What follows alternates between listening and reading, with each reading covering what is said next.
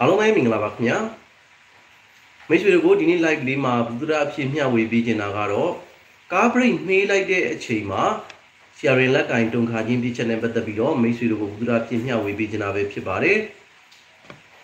Now the Cabri me like the Chima, Shima, the Handaku Shilo, Cabri go me like the Chima, sharing like I don't name Yatanago, Majakana Chungi Avare. The Gelo Cabri me like the Chima, sharing like I don't know so no. အလွယ်ဆုံးပြောမယ်ဆိုတော့ဒါ brace နဲ့မှာပြည့်ချက်ရှိနေတာပဲဖြစ်ပါတယ်။ brace နဲ့မှာပြည့်ချက်ရှိနေတယ်ဆိုရင်ဘယ်ပိုင်းတွေကိုစစ်ဆေးတင်လဲဒါကိုလည်း frequency ဖြာမှာဖြစ်ပါတယ်။ကျွန်တော်ဒီ serial လက်ကင်တုံထားတဲ့ပြည့်ချက်တွေကတော့အများကြီးပဲရှိပါတယ်။ကား brake မှီးလိုက်တဲ့အချိန်မှာမှ serial လက်ကင်တုံထားတယ်ဆိုရင်တော့အများဆုံးပြည့်ချက်ကတော့ brake ပြည့်ချက်ပဲဖြစ်ပါတယ်။တကယ်လို့ brake မှီးတာမဟုတ်ဘဲနဲ့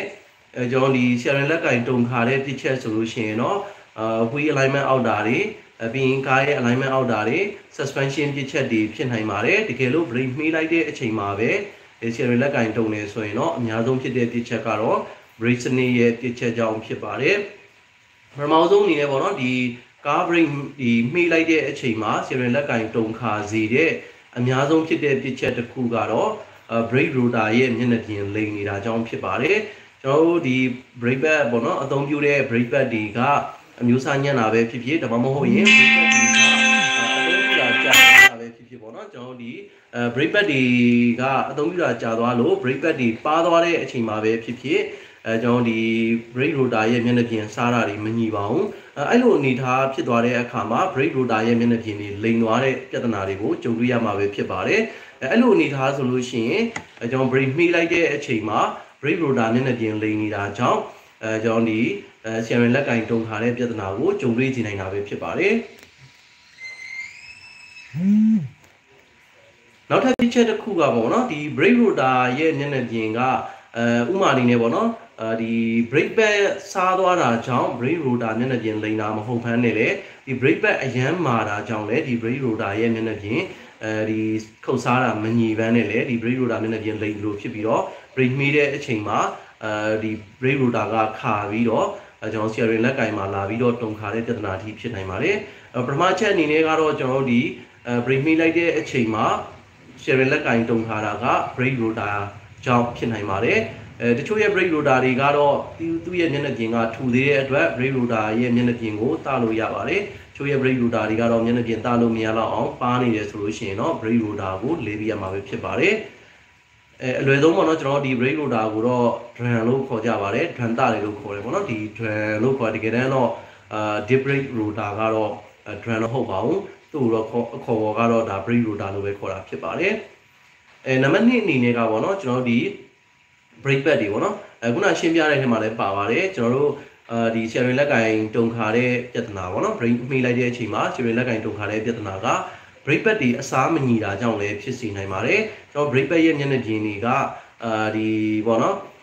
brake rotor ကို brake ဖမ်းတဲ့အချိန်မှာ brake pad ကနေပြီးတော့ brake pad မျက်နှာပြင်နဲ့ဖိပြီးတော့ညှစ်ပြီးတော့ဖမ်းလိုက်တယ်တကယ်လို့ပေါ့နော်ဒီ brake rotor ပြည့်ချက်ပဲဖြစ်ဖြစ် brake pad ကပဲအမျိုးအစားမကောင်းတာပဲဖြစ်တော့မဟုတ်ရင်တချမ်းဆောင်းပြီးတော့စားသွားတာပဲဖြစ်ဖြစ် brake pad တွေရဲ့မျက်နှာပြင်အစားမညီတဲ့အခါမှာလည်း brake မှီးလိုက်တဲ့အခါမှာ serial လက်ကင်တုံခါတဲ့ပြဿနာကိုကြုံတွေ့နိုင်တာပဲဖြစ်ပါတယ်ဒါကတော့ဒုတိယအချက်ပဲဖြစ်ပါတယ်နောက်ထပ်တတိယအချက်ကတော့ကျွန်တော်တို့ဒီ disc brake နဲ့မှာအသုံးပြုတဲ့ brake clipper တွေပေါ့နော် brake clipper တွေက brake clipper မှာကျွန်တော် brake pin တွေသုံးပါတယ်အဲ့ဒီ brake pin တွေက jam ဖြစ်နေတာပေါ့နော်ကျက်နေတာကြောင့်လေကျွန်တော်ဒီ brake မှီးလိုက်တဲ့အချိန်မှာဒီပေါ့နော် brake clipper ကဒီကောင်းကောင်းအလုံးမလုံးဖမ်းနေပုံမှန်ဆိုလို့ရှိရင်တော့သူက sliding လုပ်နေရပါဘောနော်ရွေ့နေရမှာချွတ်ချွတ်မွေ့မွေ့ရွေ့နေရမယ်အဲ့လိုမျိုးကောင်းကောင်းအလုံးမလုံးတာကြောင့်လေဒီ brake ကတချမ်းကြီးတာတွေဖြစ်ပြီးတော့ brake ဒီ steering brake မှီလိုက်တဲ့အချိန်မှာ steering လက်ကင်တုံထားတဲ့ပြဿနာတွေကိုကြုံတွေ့နိုင်တာပဲဖြစ်ပါတယ်ဒါကြောင့်မို့ကျွန်တော်ဒီအချက်၃ချက်ကတော့အဓိကဒီပေါ့နော်ကျွန်တော် brake မှီလိုက်တဲ့အချိန်မှာ steering လက်ကင်တုံထားတဲ့ပြစ်ချက်ကိုအများဆုံးကြုံတွေ့ရတဲ့ပြစ်ချက်တွေပဲဖြစ်ပါတယ်ဒါအပြင်ကျွန်တော် brake မှီလိုက်တဲ့အချိန်မှာအောက်ပိုင်းပေါ့နော်ကားရဲ့အောက်ပိုင်းစနစ်ကပုံမှန်ပေါ့နော်ကောင်းကောင်းလေးအလုံးမလုံးဖမ်းနဲ့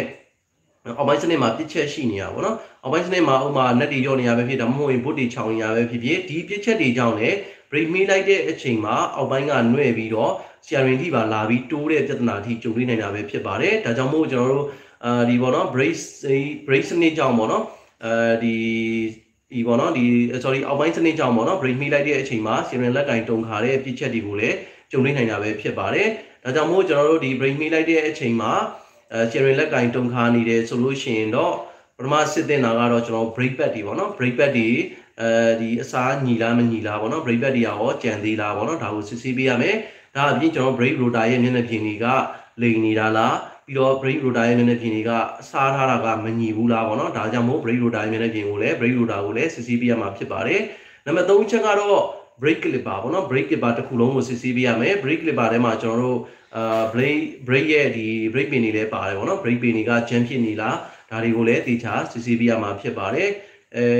ဘောနော်ဒါအပြင်ကိုကျွန်တော်တို့ဒီ brake စနစ်အပြင်ကိုပေါ့နော်ကျွန်တော်တို့ဒီ brake မိလိုက်တဲ့အချိန်မှာ steering တုံနေတယ်ဆိုလို့ရှိရင်အောက်ပိုင်းစနစ်မှာရှိနေတဲ့ boot တွေရော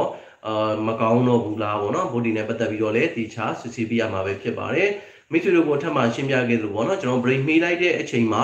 steering တုံထားတာတခုတည်းမဟုတ်ဘဲနဲ့ brake မမေးဘဲနဲ့လည်းကျွန်တော် high speed မှာမောင်းနေတော့ပေါ့နော်ဥပမာလေးနဲ့တစ်ခါကျရင်ကျွန်တော်ကီလို80ကီလို100လောက်မောင်းနေအဲ့ဒီအချိန်မှာမှအတန်ကြီးကဟိုတာယာခုတ်တဲ့အတန်ကြီးကြားပြီးတော့ steering ကတုံလာတယ်ဒါမျိုးဆိုလို့ရှိရင်တော့ဒါ steering ပြစ်ချက်sorry ကျွန်တော်ဒီတာယာတွေရဲ့ပြစ်ချက်ကြောင့်အများဆုံးဖြစ်နိုင်ပါတယ်တာယာအသစ်လဲတာပဲဖြစ်ဖြစ်တာယာအဟောင်းမှာပဲကျွန်တော်တာယာရဲ့ balance ကိုမချိန်တာပဲဖြစ်ဖြစ်အဓိကတော့ wheel balance ပေါ့နော် wheel balance မချိန်တဲ့အတွက်ကြောင့်သူတာယာက unbalance ဖြစ်ပြီး balance အောက်ပြီးတော့ဒီ steering တုံတဲ့အဆင့်ထိဖြစ်လာနိုင်ပါတယ်ဒီလိုအနေထားဆိုလို့ရှိရင်တော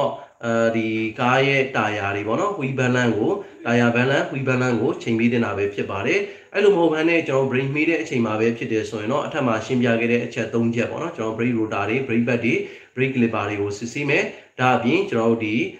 ီအောက်ပိုင်းစနစ်ပေါ့နော်ကားရဲ့ suspension system အောက်ပိုင်းစနစ်ရဲ့ boot တွေပေါ့နော်ဒါတွေ boot တွေ link တွေကိုလည်းတေချာစစ်ဆေးပေးတင်တာပဲဖြစ်ပါတယ်ကျွန်တော် steering တုံတဲ့ပြစ်ချက်ပေါ့နော် brake မိတာကြောင့် steering တုံတဲ့ပြစ်ချက်ကဒီတိုင်းထားလို့တော့မတင်တော်တဲ့ပြစ်ချက်တစ်ခုဖြစ်ပါတယ်ကြာလာလို့ရှိရင်ကျွန်တော်တို့ဒီ brake စနစ်မှာပြစ်ချက်တွေဖြစ်လာစေနိုင်ပါတယ်ဥမာလေးနဲ့ကျွန်တော် brake rotor မျက်နှာပြင်လိမ်တာကကြာလာတဲ့အခါမှာ brake rotor ကမျက်နှာပြင်လိမ်ပြီးတော့အစားမညီတာတွေဖြစ်ပြီးတော့ brake စနစ်ကိုပြစ်ချက်ဖြစ်စေပါတယ်ဒါအပြင်ကျွန်တော် brake pad တွေကသတ်မှတ်ထားတဲ့ပမာဏပေါ့နော်သူရဲ့သတ်မှတ်ထားတဲ့အထူအောက်ကိုကျနေတာအထူကဒီ brake pad ရဲ့အထူကအရန်ပါနေတယ်ဆိုလို့ရှိရင်ကြာလာလို့ရှိရင် brake pad ကြောင့် brake rotor ရဲ့မျက်နှာပြင်တွေလည်းစားကုန်နိုင်တယ် brake rotor ကိုလည်းပျက်စီးစေနိုင်တယ်တော့ brake ဒီမမိတဲ့ပြဿနာတွေကိုလည်းဖြစ်စေနိုင်တာပဲဖြစ်ပါတယ်ဒါကြောင့်မို့ဒီပေါ့နော် brake pad တွေကိုလည်းတေချာစစ်ဆေးမယ် brake rotor ကိုလည်းတေချာစစ်ဆေးမယ်ဒါအပြင်ကျွန်တော်တို့ brake clipper တွေမှာပါတဲ့ကျွန်တော် brake pin တွေပေါ့နော် brake pin တွေအထိုင်မကျတာ jam ဖြစ်တာတွေကြောင့်လည်း brake ကတချမ်းဆောင်းပြီးတော့မိနေတာဆိုလို့ရှိရင် brake မိတဲ့အားကလည်းနည်းသွားမယ်ဒါဆိုလို့ရှိရင်brake ကောင်းကောင်းမမိတဲ့အတွက်ကိုကားကပေါ့နော်ဒီအရှိန်လျှော့တဲ့အခါမှာပြစ်ချက်ဖြစ်စေနိုင်တာပဲဖြစ်ပါတယ်ဒါကြောင့်မို့ကျွန်တော်တို့ကားမှာအရေးကြီးတဲ့ brake စနစ်ကဒီလိုမျိုးပြစ်ချက်တွေဖြစ်နေတယ်ဆိုလို့ရှိရင်တော့မဖြစ်မနေ brake တွေကိုစစ်ဆေးပေးတင်တာပဲဖြစ်ပါတယ်ကျွန်တော်အခုရှင်းပြခဲ့တဲ့ brake ကတော့ဒါ disc brake စနစ်ပေါ့နော်ဒါပေမဲ့ကားမှာကျွန်တော်တို့ရှေ့ဘိန်းတစ်ဘိန်းက disc brake သုံးပြီးတော့နောက်ဘိန်းတစ်ဘိန်းက drum brake ကိုသုံးနေပေါ့နော်တကယ်လို့ brake စနစ်မှာဒီလိုမျိုးပြစ်ချက်တွေဖြစ်တယ်ဆိုလို့ရှိရင်တော့အကောင်းဆုံးကတော့ brake စနစ်မှာကားလေးဘိန်းလုံးရဲ့ brake ကိုစစ်ဆေးတာတော့ပိုပြီးတော့ကောင်းပါတယ်ကျွန်တော်တို့ဒီ brake shoe တွေပါနေသလားပြီးရင် brake drum တွေပဲအတွင်းထဲမှာခုတ်စားတာတွေမညီဘူးလားပေါ့နော်ပြီးရင်ကျွန်တော်တို့ဒီ brake rotor တွေပဲလိမ်နေလားပေါ့နော်သူရဲ့မျက်နှာပြင်တွေလိမ်နေလား brake pad တွေပဲပါနေလားပေါ့နော် brake pad တွေပဲအစားမညီဘူးလားပေါ့နော်ဒါတွေကိုလည်းစစ်ဆေးပေးတင်ပါတယ်ဒါအပြင်ကျွန်တော်တို့ဒီပေါ့နော် brake လေးဘိန်းကားလေးဘိန်းလုံးမှာရှိတဲ့ brake စနစ်တွေကိုတေချာစစ်ဆေးပြီးတော့ဒီ brake စနစ်ကိုတေချာပြုပြင်တင်တာဖြစ်ပါတယ်ဒီခါလေးကျရင်ကျွန်တော်တို့ဒီ brake pin stain တွေကိုက်ပြီးတော့ပေါ့နော်ရှူးညှိတဲ့ပြဿနာတွေကိုလည်းကြုံတွေ့နိုင်ပါတယ်အဲ့လိုမျိုးရှူးညှိတယ်ဆိုရင် brake ကနင်း brake ဟိုနင်းလိုက်တယ်ဒါပေမဲ့ရှူးကပြန်ကွာလာပြန်မကွာတော့ဘဲနဲ့ကျွန်တော်တို့ brake ညှိတဲ့ပြဿနာတွေကိုလည်းကြုံတွေ့နိုင်ပါတယ်အဲ့လိုနေထားဆိုလို့ရှိရင်တော့ brake pin stain တွေပါဖြုတ်ပြီးတော့စီးရတဲ့အဆင့်ကြီးပေါ့နော်ဒီခါကျရင်ကျွန်တော်တို့ pin stain ရဲ့စီးတွေပေါ့နော်စီးတွေပါလဲပေးရမယ့်အခြေအနေအထိဒါလိုအပ်တယ်ဆိုလို့ရှိရင်တော့ပြုပြင်ပေးတင်တာပဲဖြစ်ပါတယ်တော့ကားတစ်စီးမှာ brake စနစ်ကတော့ဒါအရန်ကိုအရေးပါတဲ့စနစ်တစ်ခုဖြစ်တဲ့အတွက်ကားရဲ့ safety အတွက်ပေါ့နော်ကားအသုံးပြုတဲ့သူရဲ့ safety အတွက်အရန်ကိုအရေးပါတဲ့စနစ်ဖြစ်တဲ့အတွက်ကို brake စနစ်မှာပြစ်ချက်ရှိနေရဆိုရင်တော့မိတ်ဆွေတို့အနေနဲ့မပေါ်စားသင့်ဘူးပုံမှန်စစ်ဆေးပြီးတော့ပြုပြင်တင်တာပဲဖြစ်ပါတယ်ဒီချက်တွေကြုံတွေ့နေရပြီဆိုလို့ရှိရင်တော့မဖြစ်မနေ brake စနစ်ကိုစစ်ဆေးပေးတင်တာပဲဖြစ်ပါတယ်ကျွန်တော်ဒီနေ့ live လေးမှာကတော့ကျွန်တော်ဒီ brake နင်းလိုက်တဲ့အချိန်မှာပေါ့နော်ကားရဲ့ steering လက်ကင်တုံခါချင်းပြစ်ချက်နဲ့ပတ်သက်ပြီးတော့မိတ်ဆွေတို့ကိုဘုဒ္ဓပြည့်မျှဝေပေးကြတာဖြစ်ပါတယ် ကျွန်တော်ရဲ့ live လေးကိုအဆုံးထိကြည့်ရှုပေးတဲ့အတွက်ကျေးဇူးအများကြီးတင်ပါတယ်ခင်ဗျာ